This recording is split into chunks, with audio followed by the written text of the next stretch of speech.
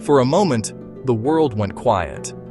Across the dusty hills of the Peloponnese, a silence fell, born not of fear, but of sacred anticipation. From Athens to Sparta, the message was understood. The time of the great games was approaching, and with it came the truce. The ancient Greeks called it Ekecheiria, which translates to the holding of hands.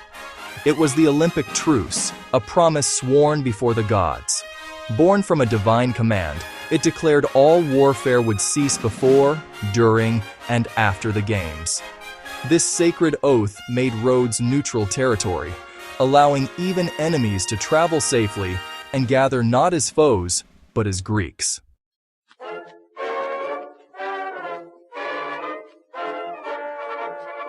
The truce did not spread by magic. It was carried on the feet of men. These were the heralds, the spondophoroi, not warriors, messengers, chosen for strong voices, chosen for unblemished character, crowned with olive wreaths, the symbol of peace. They set out from Elis, home of Olympia. They traveled on foot. They traveled on horseback. Their journey was a sacred mission, protected by the sanctity of their task. To harm a herald was a grave offense. Their arrival was a major public event, a moment of theater that stopped the city. They did not carry scrolls or written decrees. They carried the message in their hearts and on their lips. They stood in the agora and sang the law. Their voices, clear and strong, rang over the crowds. They announced the official date of the games. They proclaimed the beginning of the Ekecheiria. They recited the names of the gods who bore witness. They asked for a simple public promise from the city's leaders, not a paper contract, a spoken oath before the populace and the gods. People listened with reverence and practical concern. They heard the date. Families began to plan. Traders heard peace. They loaded donkeys with wine, pottery, textiles. Soldiers in the crowd listened. Their duty was to stand down. The city leaders, a king, a tyrant, a council of elders, had to respond. Refuse the truce and isolate your city. Say yes and bind your people with a sacred obligation. Once sworn, the heralds moved on, tracing a network of peace. They traveled to colonies in Italy, Sicily, the shores of the Black Sea, the coast of North Africa. The journey was a powerful symbol. It stitched the scattered Greek world together.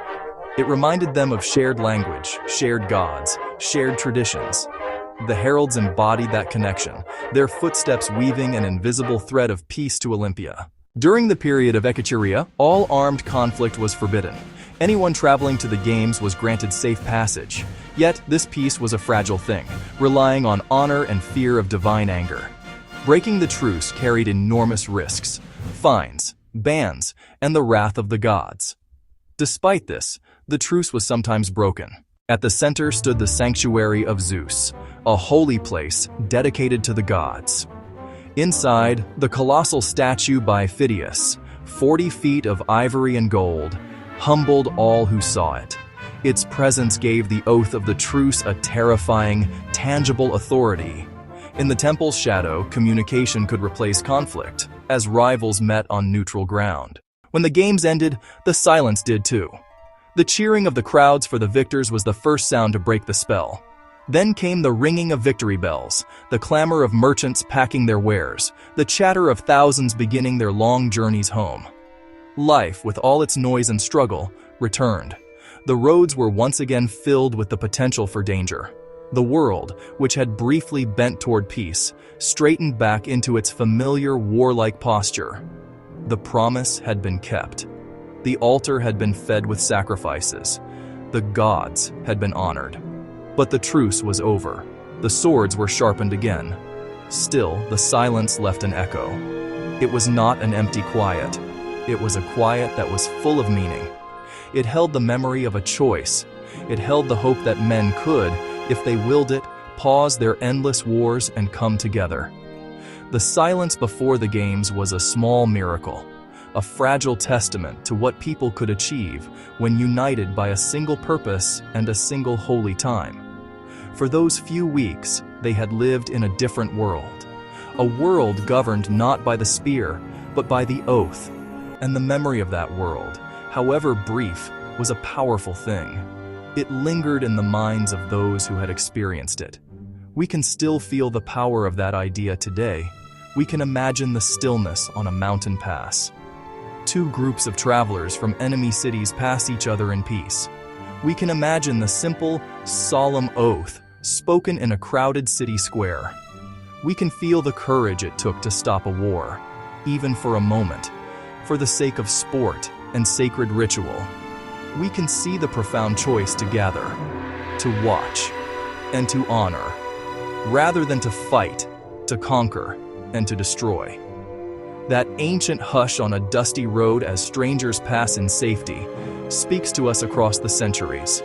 It speaks of a possibility that is always present, but rarely grasped. The truce did not end war. It was never meant to. It was a pause, not a permanent peace. But in that pause, something essential was revealed. It revealed a deep human longing for connection, for order, and for a space safe from violence.